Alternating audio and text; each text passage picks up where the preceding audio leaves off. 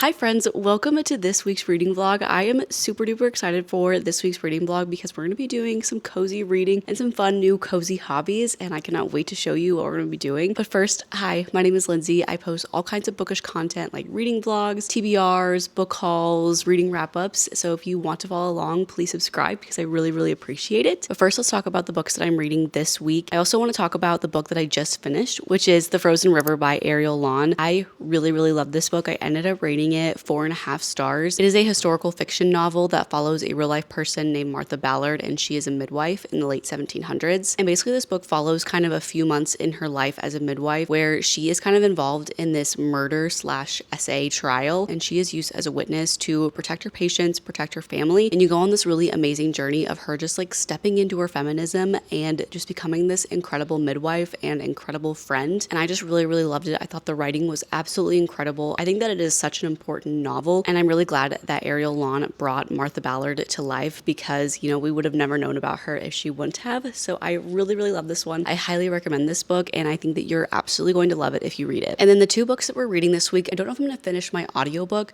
but it is the second book in a series, so I don't really think it's that important that I finish it for you guys. And it is Us Against You by Frederick Bachman. This is the second book in the Beartown trilogy, and I'm really loving this trilogy. I read Beartown back at the beginning of December, and I ended up rating it 5 stars, and so I am really excited to be diving back into this Beartown world. It essentially follows a whole group of characters that live in this small town called Beartown, and they are all really obsessed with hockey. Basically the whole town just kind of gets behind this hockey team, and it is like the main kind of money driving to their town. It is the main activity that they do in their town. But then there is a very large tragedy that happens in their town, and you kind of see how all the hockey players and all the fans and all the people who live there react to this tragedy, and there's just like a lot of politics and drama involved, and it is a very good story, and it just really kind of tells just like that human experience that we all experience whenever something really big happens, and this is kind of like how we all react. And so I really just like enjoyed that aspect of the story and thought it was really good, and so I'm excited to be back in this world, and I cannot wait to tell you how I feel about it. I may not finish it in this vlog, but just know that I really love this story, and I think that I'm also going to rate the second book 5 stars. And then the book that I am physically reading is Fragile Sanctuary by Catherine Cowles. This book has kind of been like in the back of my head on like my brain TBR that I've never really shared about, and I honestly didn't add it into my winter TBR that I posted a few weeks ago, but I've been really thinking about this book and I've been really wanting to read it, and since I am such a mood reader, I had to add it into the winter TBR. So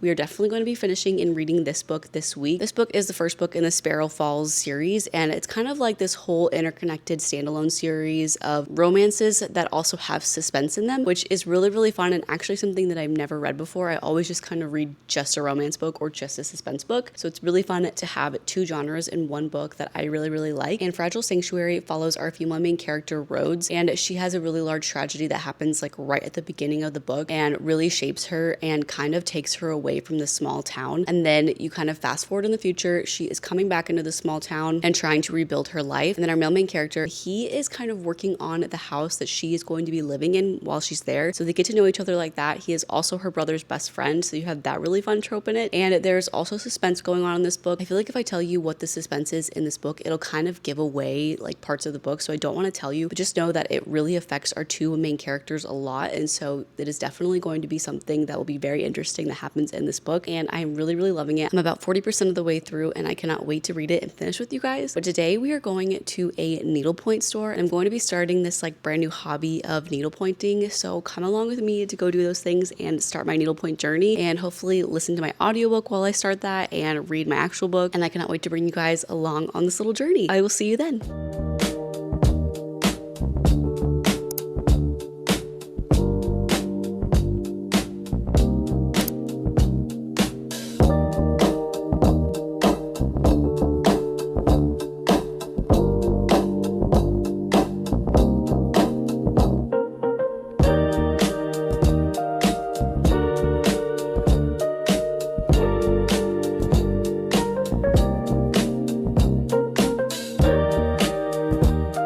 It's a little bit later into the next day, but I wanted to give you guys a quick little reading update and an update on my needlepoint project that I picked out yesterday. So I have about 100 pages left in Fragile Sanctuary, and I am really liking this book. Basically, both the main characters just have like a lot of trauma in their life, and so they're kind of like navigating like their feelings for each other, which I really appreciate in a romance. I kind of just like hate the insta love and like instant like togetherness always, and so I kind of like how they're kind of hesitant toward each other, but then it's also just been a really fun read. There's also a lot of suspense in this book, and there's kind of like a murder mystery kind of happening, but then it also kind of seems like the murder is after our female main character, which they've kind of revealed that, but they kind of haven't, and so that's kind of like what I'm assuming so far, and I'm just really liking it and having a good time. I don't know if I'll finish the whole series this winter, but it's definitely something I want to continue in this spring. I'm really glad that I picked up this book. I think it's such a fun like romance suspense story, and this genre is definitely something that I want to get to more in the future. And then an update on Us Against You by Frederick Bachman. I've decided to kind of put that one on hold because I'm also listening to this one on audio while I'm working on my project. So I'm still going to get to Us Against You and I'm still going to finish it. It's just a little bit difficult for me to listen to it on audio because the way Frederick Bachman writes, he jumps between characters. So sometimes when I'm listening to the audio, I get a little bit confused on what character we're on. So I think I'm going to actually end up reading it on my Kindle. I just looked at it on Libby and there is a long wait on Libby, and before there wasn't any wait. So I'm either going to wait for it or buy it on Kindle, but I'm still really excited about this series and I'm really excited to see where the story goes. But again, I can't really tell you that much about it because then I will be spoiling the first book. But just so you know, they're definitely 5-star books for me, and I love Frederick Bachman's writing. It's just a little bit challenging for me to listen to on audio. Like I definitely need the book in front of my eyes, and so that way I can remember which character like that I'm reading in their head. So